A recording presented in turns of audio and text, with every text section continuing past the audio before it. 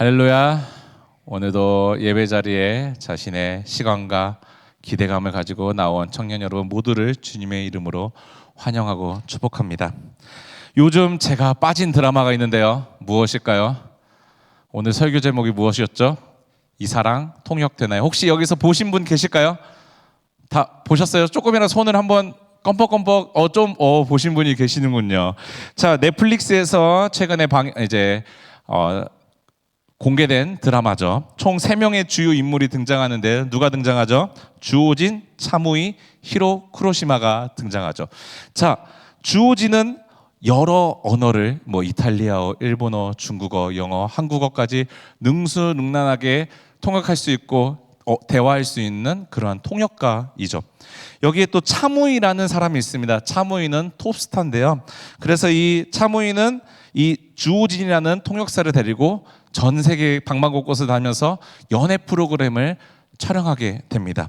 그러면 전 세계를 오가면서 통역을 필요한 일이 있겠죠. 누구랑 통역을 하냐면 이 쿠로시마, 히로 쿠로사와랑 같이 차무이가 연애 프로그램을 찍는데 히로는 일본어를, 차무이는 한국어로 소통을 하기 때문에 그 사이에서 이 주오진 통역가가 통역을 해서 그 나라 말로 통역을 해줘서 소통하게 만드는 그러한 역할을 하죠. 일을 하는 와중에 주오진과 이 차무이의 러브라인이 생성이 돼요. 마음이 계속 깊어지지만 여기서 문제가 있어요. 설렘과 이 감정이 계속 있는데 계속해서 그들의 한국어로 계속 소통하고 있는데도 오역이 되는 거예요. 그 말이 제대로 전달이 되지 않는다는 것이죠. 사랑하는 청년 여러분, 우리는 다 여기서 영어로 대화하는 사람들 없잖아요. 몇몇 분들은 있겠지만, 하지만 우리는 다 한글로 대화를 하는데 온전히 우리는 서로의 말을 이해하고 있지는 못합니다. 그 드라마에서 이러한 대사가 있었는데요. 우리도 함께 그 대사 한 번만 띄워주시면 감사하겠습니다. 자, 이런 대사가 있었습니다. 세상에 다른 언어가 몇 개인 줄 아나? 여기서 이렇게 세상 모든 사람의 수만큼 있지. 사람들은 각기 다 자기 말을 해. 그러니까 서로 못 알아먹고 거꾸로 듣고 막말을 하지. 이러한 대사가 제 마음속에 큰 울림을 주었는데요. 우리는 같은 언어를 사용하지만 다 각기 다른 언어를 사용한다는 것이죠.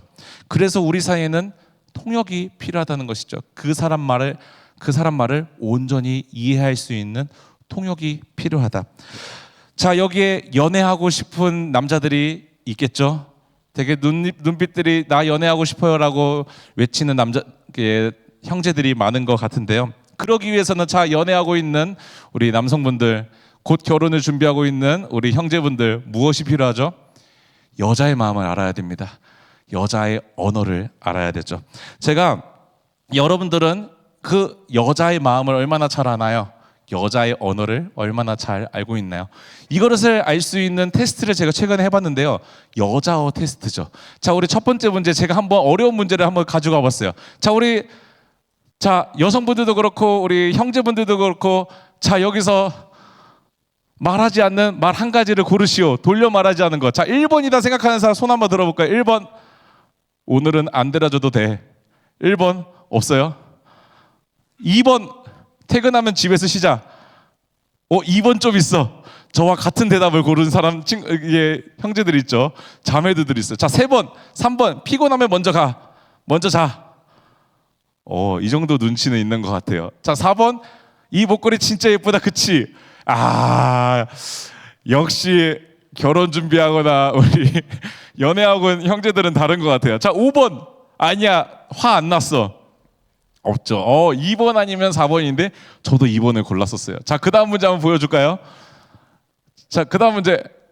다음 중 여자가 끌리는 남자에게 할 수 있는 최고의 외모 칭찬은 무엇일까요? 1번, 주위에 여자 많게 생겼어. 1번. 2번, 착하게 생겼어.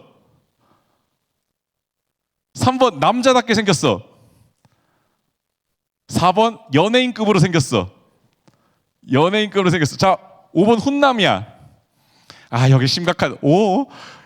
자매분들도 오답을 냈는데, 제가 이걸 해봤는데 저는 몇 점이 나왔을까요? 저는 결혼까지 했습니다. 제 점수를 공개했군요. 73점이 나왔어요. 저는 다 맞췄다고 생각하는데 73점. 이 눈치력이 없대요. 근데 여기서 더 중요한 거는 그 다음 페이지 넘겨주세요. 100점이 나온 청년이 있어요.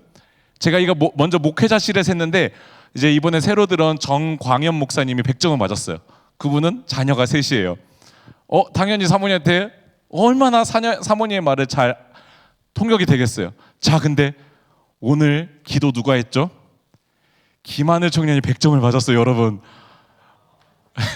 아주 당당하게 100점을 맞았어요. 그래서 대단한 것 같습니다. 자, 이제 여자어만 했으면 이제 좀 힘들겠죠. 자, 이제 남자어 가봅니다. 자, 남자들의 카톡방 대학을 보고 약속 장소에 가장 빨리 도착한 사람 누굴까? 자, 난 택수다. 우리 자매분들, 나 택수다. 택수가 일찍 도착했을 것 같다. 자, 규호다. 규호. 나 상윤이다. 상윤이가 일찍 도착했을 것 같다. 오, 좋아요. 자, 영우 어디로 가야 돼? 여자와 100점 맞은 한해 청년이 이 사람은 진짜 이상한 사람이라 얘기했어요. 어디로 가야 되는 말이 안 된대. 자, 5번 종욱인 것 같다. 오, 생각보다 정답에 가까운 청년들이 있는 것 같아요. 자, 그 다음 문제.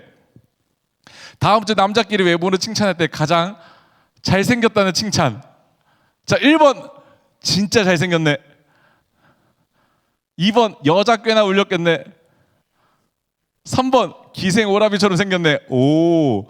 자, 4번 좀 놀았겠네. 자, 5번 착하게 생겼네. 제가 이거 했는데 몇 점 나왔을까요? 자, 점수 보여주세요. 자, 하나도 못 맞췄어요. 답이 뭔지를 모르겠어요. 나중에 이거 해보고 인터넷에 있거든요. 100점 나온 청년은 꼭 와서 저한테 답 좀 알려줬으면 감사하겠습니다. 자, 이제 사랑하는 청년 여러분, 이렇게 같은 언어여도 우리는 얼마나 오역하고 있는지 너무나도 잘 봤습니다. 우리 인생에도 정확히 의사 전달하고 소통하려면 이 사랑 통역되나요? 이 드라마에 나온 주호진처럼 그 사이에서 통역하는 그 통역가가 필요할 수도 있는 것 같습니다. 그러한 관점에서 오늘 본문을 보려고 하는데요. 오늘 본문을 들어가기 앞서서 우리는 한 가지 알아야 될 게 있는데요. 이 인간의 역사 가운데 소통의 역사를 알아보기 원합니다. 원래 인간은 하나님과 어떠한 관계였나요? 에덴 동산에서 소통하는 관계였습니다. 허물 없이 모든 것을 하나님과 직접 소통하면서 이 에덴 동산에서 하나님과 피조물의 사이에 어떠한 허물고 담도 없으면서 자유롭게 소통할 수 있었죠. 에덴 동산에서 하나님은 사람과 걸으셨고 말씀하셨고 교제하셨습니다. 소통한 것이죠. 하지만 그러한 관계 속에서 어떻게 되었나요? 죄가 들어왔습니다. 제가 계속해서 죄가 뭐라고 했죠? 헬라어로 하마르티아 뭐였죠? 관역에서 벗어나다라는 원어의 뜻을 가지고 있는 죄가 바로 하마르티아죠. 관역에서 벗어난 인생을 우리는 살게 되었습니다. 하나님이란 그 관역에서 벗어나 어떤 관역으로 옮겨갔을까요? 나라는 관역으로 갔죠. 자기 숭배, 그러한 나 자신을, 하나님을 더 이상 숭배하지 않고 하나님을 찬양하지 않고 나는 이제 나를 찬양하겠다, 나를 숭배하겠다 라고 해서 관역에서 벗어난 인생을 살게 되었죠. 우리 다 함께 창세기 3장 24절의 말씀을 함께 읽도록 하겠습니다. 함께 읽겠습니다. 이같이 하나님이 그 사람을 쫓아내시고 에덴 동산 동쪽에 그룹들과 두루 두는 불칼을 두어 생명나무의 길을 지키게 하시니라. 아멘. 이제 인간과 하나님의 관계는 죄로 인해서 끊어졌습니다. 단절이 되었죠. 소통에서 이제 어떠한 역사로 변하게 되었나요? 불통의 역사로 변하게 되었죠. 하나님과 사람 사이가 끊어지고 사람과 사람 관계가 깨졌습니다. 그리고 결국 자기 자신의 마음도 속이면서 마음 문을 닫게 된 것이죠. 나와의 관계에서도 불통의 역사가 일어나게 된 것입니다. 하나님과의 관계까지 깨지자 어떻게 됐나요? 아담과 하가 나와서 이제 가인과 아벨을 낳았는데 가인이 아벨을 죽였죠. 인류 첫 살인 사건이 일어나게 된 것입니다. 왜 이 살인 사건이 되었을까요? 소통이 안 되어서죠. 제 행동이 이해가 안 되는데 또 하나님은 왜 나의 제사는 안 받고 저 연약하고 멍청하게 보이는 아벨의 제사만 받을까? 그것이 이해되지 않고 하나님과 소통되지 않았기 때문에 가인은 아벨을 죽였습니다. 계속해서 죄를 지을 수 있는 환경 속에 이 불통의 역사 가운데 계속해서 이어지고 있던 것이었죠. 사랑하는 청년 여러분, 그렇다면 여러분들에게 묻습니다. 과연 하나님은 아담과 하와가 죄를 지을지 몰랐을까요?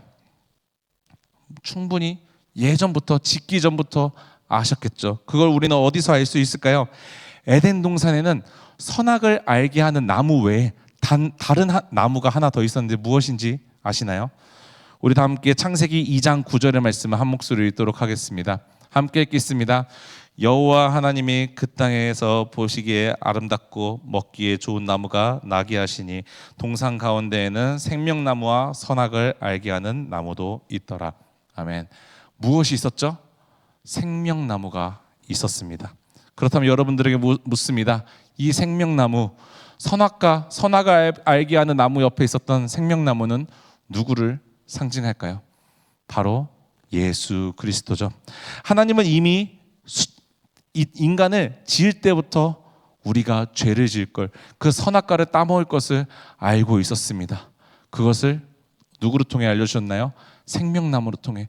그렇기 때문에 죄를 짓는 동시에 하나님은 이 땅에 예수 그리스도를 보내주시겠다는 약속을 이 생명나무를 통해 우리에게 하셨습니다. 그리고 예수 그리스도가 이 땅에 오셨죠. 오늘 본문은 그러면 어떤 내용인가요? 우리 함께 46절의 말씀을, 누가복음 23장 46절의 말씀을 한 목소리로 읽겠습니다. 함께 읽겠습니다. 예수께서 큰 소리로 불러 이르시되, 이 말씀을 하신 후 숨지시니라. 아멘. 오늘 본문은 예수님이 십자가 위에서 죽으시는 장면이죠. 죽기 전 예수님은 뭐라고 말씀하셨나요? 아버지여, 내 영혼을 아버지 손에 부탁하나이다. 그렇다면 이 장면이 무엇을 의미할까요? 예수님은 십자가 위에서 끊어진 관계를 다시 이으시려고 하고 계시는 것이죠. 다시 연결하고 계시는 것입니다. 우리가 하나님께 다가갈 수 없는 존재이기 때문에 하나님이 우리에게 내려오신 것입니다. 사랑하는 청년 여러분, 이게 이해가 되시나요? 우리가 뭐라고 하나님이 우리를 위해 아들을 내어주셨을까요? 이해되지 않죠. 그리고 그것을 제가 계속해서 설교를 통해 말한 것처럼 우린 그것을 은혜라고 부릅니다. 이해되지 않는 그 하나님의 사랑을 우리는 은혜라고 부르죠. 하나님이 우리랑 소통하고 싶으셔서 이미 만세 전부터 에덴 동산에 예수 그리스도를 우리를 위해 보내시고 죽이시겠다고 약속하셨습니다. 불통의 역사를 소통의 역사로 다시 바꾸고 싶으셨기 때문에 예수 그리스도를 죽이셨죠. 우리에게 그 하나님의 사랑과 은혜를 알려주기 위해 그러셨죠. 또 하나님은 무엇을 했나요? 우리 다 함께 45절의 말씀을 한 목소리로 읽겠습니다. 함께 읽겠습니다. 성소의 휘장이 한 가운데가 찢어지더라. 아멘. 우리 인생의 이 구절이 너무나도 중요한데요. 왜일까요? 휘장은 원래 어떠한 것인가요? 우리 교회 학교에서 계속해서 설교를 들었던 이제 청년들은 알 텐데요. 이 휘장은 원래 죄인이 하나님께 절대로 갈 수 없게 벽처럼 놓여져 있던 게 휘장이었습니다. 구약 시대의 성막에서 성소와 지성소 사이에는 이 두꺼운 휘장이 있었습니다. 아주 두껍고 질긴 인간의 힘으로, 한 명의 힘으로 절대 찢길 수도 없는 그 휘장이 지성소와 성소 그 사이를 가로막고 있었죠. 그리고 이 지성소는 누구만 들어갈 수 있었나요? 1년에 단 한 번 대제사장만 들어갈 수 있었죠. 이 말은 어떠한 의미인가요? 죄인인 나는 하나님께 직접 나아갈 수 없다는 것을 의미합니다. 인간의 노력으로 하나님과 그 막힌 담을 허물 수도 없고 소통이 불가했던 것이죠. 휘장은 에덴 동산 입구에 우리가 방금 전 읽었던 것처럼 그 불칼과 같은 존재였죠. 하지만 예수님이 십자가에 달려 돌아가시자마자 어떻게 되었나요? 하나님이 직접 휘장을 찢으셨습니다. 왜 하나님이 그 휘장을 찢었다는 것을 알 수 있었나요? 휘장이 아래서부터 위로 찢어진 게 아니라 그 질기고 두꺼운 휘장이 위에서부터 아래로 찢어졌기 때문입니다. 이건 인간이 할 수 없는 방법이죠. 오직 하나님께서 할 수 있는 방법으로 우리에게 너희는 이제 너희가 나한테 올 수 없기 때문에 내가 너희와 소통하기 위해서 내가 이 성소와 지성소를 맡고 있는 그 질긴 휘장을 찢었다. 그것을 우리를 통해, 이 말씀을 통해 알려주시는 것이죠. 하나님이 인간에게 내려오셔서 소통의 길을 열어주신 것입니다. 이 모든 것이 예수 그리스도의 그 보혈로 다시 하나님과 우리의 관계가 열리고 그 길이 새롭게 열린 것이죠. 사랑하는 청년 여러분, 십자가는 단지 감동적인 사건에 그쳐서는 안 됩니다. 이 십자가 사건은 하나님의 언어를 인간의 언어로 번역한 사건이죠. 우린 예수님의 보혈로 하나님과 소통할 수 있게 되었습니다. 감히 예배드리고 기도하고 찬양할 수 없었던 우리가 그 하나님의 은혜로 하나님과 직접 기도로, 찬양으로, 예배로 소통할 수 있게 된 것이죠. 우리의 삶에서 예배가 드려질 수 있게 된 것입니다. 그러면 여러분들에게 묻습니다. 여러분들은 그 하나님의 사랑이 여러분들의 삶 속에 올바르게 통역되고 있나요? 하나님의 사랑이 여러분들 삶 속에 온전히 드러나고 있나요? 그렇다면 여러분들 삶 속에 하나님의 사랑이 스며들어서 녹아내려져서 사랑이 실현되고 있다고 말하면 왜 우리의 언어는 계속해서 거칠까요? 왜 우리의 언어는 남에게 상처를 주고 남에게 계속해서 하나님과 멀어지게끔 우리의 언어는 왜 계속해서 거칠까요? 이것을 한번 고민해 보시기 바랍니다. 우리의 언어는 자칫 잘못하면 쉽게 사람과의 관계를 끊어버릴 수도 있고 죄를 지을 수도 있고 나 자신과의 관계도 끊어낼 수 있습니다. 그렇다면 왜 우리는 구원받은 우리인데 우리는 왜 계속해서 그러한 언어를 사용하고 있을까요? 이유는 우리는 십자가는 믿지만 우리의 옛 습관, 옛 언어를 버리지 못했기 때문입니다. 죄인이었을 때 사용했던 그 익숙한 언어 습관, 언어를 못 버렸기 때문이죠. 사랑하는 청년 여러분, 우리는 예수 그리스도의 피로 소통된 사람들입니다. 은혜의 언어를 배운 사람들이죠. 여러분들 안에는 예수님의 사랑의 언어, 은혜의 언어가 있습니다. 십자가를 통해 우리는 무엇을 배우셨나요? 여러분들은 신앙생활을 하면서 예수 그리스도의 그 희생을 통해서 예수 그리스도의 인격적으로 만나서 무엇을 얻으셨나요? 용서의 언어, 인내의 언어, 기다림의 언어, 희생의 언어, 사랑의 언어를 배웠을 줄 믿습니다. 같은 말을 쓰는 사람을 넘어 우리는 같은 피로 연결된 사람들입니다. 그렇기 때문에 성경은 우리는 하늘 아래 하나님 안에서 한 가족이라고, 그 예수 그리스도의 보혈로 맺어진 한 가족이라고 말씀하고 있는 것이죠. 예수 그리스도의 피가 하나님과 우리의 사이를 통역했습니다. 이제 그 사랑이 우리와 세상 사이를 통역할 것입니다. 예수 그리스도가 우리에게 사랑의 통역자가 되어주신 것입니다. 예수님은 하나님의 마음이 무엇인지, 하나님이 어떻게 우리를 사랑하시는지 이 땅에서 직접 삶으로, 모습으로, 말로, 행동으로, 죽음으로 보여주셨습니다. 그러면 여러분들에게 묻습니다. 여러분들은 여러분들의 삶에 그 예수님의 사랑, 하나님의 사랑이 올바르게 통역되고 있으신가요? 정말로 오역 없이, 오해 없이 하나님의 사랑이 여러분들 삶 속에 온전히 스며들고 있는지 점검해 보시길 소망합니다. 이 사랑 통역되나요? 이 드라마처럼 자신의 감정, 경험, 맥락을 서로에게 이 드라마에서 계속해서 주호진과 차무이가 설명하라고 했습니다. 하지만 자신이 듣고 싶은 말과 자신에게 상처 주는 말이 들릴 때마다 그것을 쳐내고 그 사람이 원하지 않는 말을 계속해서 공격적인 말을 쏘아붙이면서 그 관계는 점점 더 멀어지고 있었는데요. 우리 삶도 마찬가지라고 생각합니다. 우리는 말씀을 알고 있지만 우리가 듣고 싶은 대로 해석하면 이렇게 오역이 될 수 있습니다.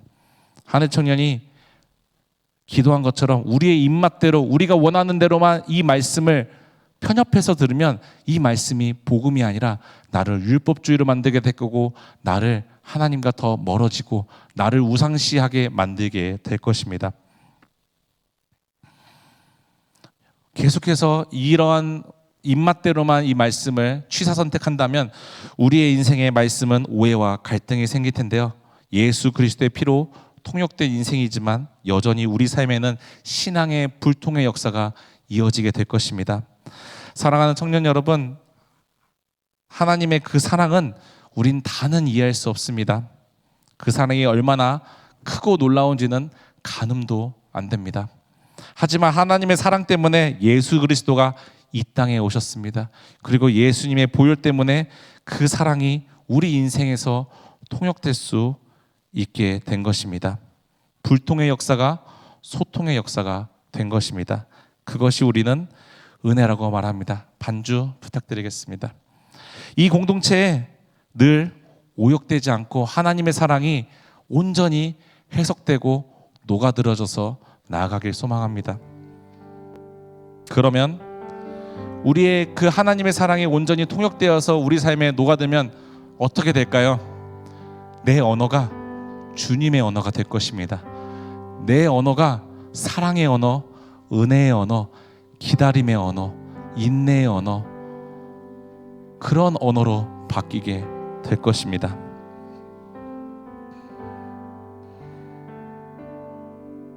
죄인이었을 때 언어를 추억하지 마시기 바랍니다. 여러분들이 예수 그리스도를 만나기 전에 그 언어 습관을 버리시기 바랍니다. 이스라엘 백성들처럼 출애굽하고 하나님께 뭐라고 했나요? 하나님, 저는 하나님의 은혜로 구원을 받았지만 주님, 전 애굽의 삶이 그리워요. 하나님이 나를 구원하지 않으셨으면 나는 애굽에서 적어도 굶어서 무엇을 먹을 건지 고민하진 않았을 텐데 하나님 때문에 제가 이렇게 힘들어졌어요. 하나님을 믿고 행복할 줄 알았는데 제 앞에는 광야가 놓여져 있어요. 주님, 제 애굽에서의 삶이 그리워요. 그러한 모습이 여러분들 삶 속에 있지는 않은가요? 죄인이었을 때를 추억하지 마시기 바랍니다. 죄인이었을 때 했던 언어의 습관을 다 버리고 주님의 언어로 서로 소통하길 원합니다. 예수 그리스도가 직접 이 땅에 오셔서 십자가의 그 보혈로 여러분들과 하나님의 그 막힌 휘장을 찢어주셨어요. 근데 왜 여러분들의 말에서는 계속해서 죄인이었을 때의 모습이 보일까요? 우리가 애굽에서의 삶을 추억하고 있기 때문에, 내가 그 언어 습관을 버리지 못했기 때문에. 한 달간 저는 계속해서 이제 수련회 전까지 소통에 대해서 얘기할 것입니다. 우리는 불통의 역사에서 소통의 역사로 바뀐 주님의 자녀들입니다. 우리의 언어에서 예수 그리스도가 드러나길 소망합니다. 장난칠 수 있어요. 당연히 즐겁게 놀 수 있죠. 하지만 나의 언어 때문에 누가 상처를 받고 누가 관계를 깨졌다면 내 안에 죄인이었을 때 했던 그 언어의 습관이 남겨져 있는지를 점검하시기 바랍니다. 그거를 먼저 임원들이 실천할 것입니다. 그것을 먼저 셀리더들, 사역팀장들이 실천할 것입니다. 그렇게 되면 이 공동체 안에는 불통의 역사, 우리의 언어가 오역될 일은 없을 거라 믿습니다.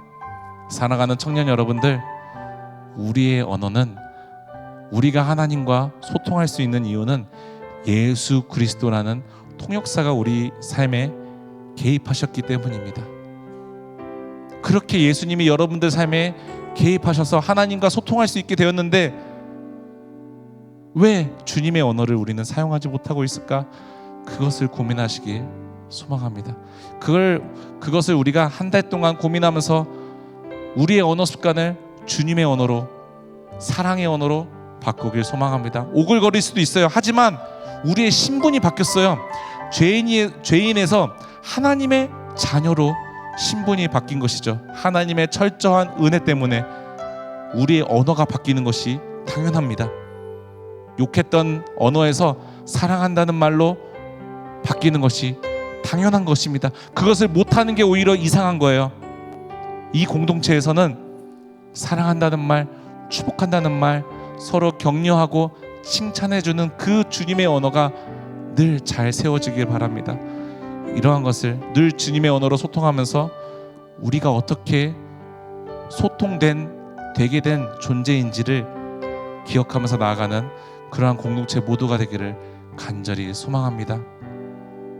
우리는 그 크신 그 주님이 얼마나 우리를 사랑하시는지 가늠도 안 가요. 하지만 주님의 언어를 통해서 그 사랑을 계속해서 알아가길 소망합니다. 여러분들의 신앙생활 가운데서도 계속해서 하나님을 찾고 간구하면 하나님의 사랑을, 하나님이 여러분들을 얼마나 사랑하는지, 얼마나 하나님이 사랑하셔서 예수 그리스도를 죽일 만큼 여러분들을 위해 이 모든 것을 하셨는지 아는 그 구원의 감격, 그 예수 그리스도의 하나님의 사랑을 아는 저와 여러분 모두가 되기를 간절히 소망합니다. 이 시간 함께 찬양 부르면서 나아가기 원하는데요, 함께 고백하며 나아가길 소망합니다.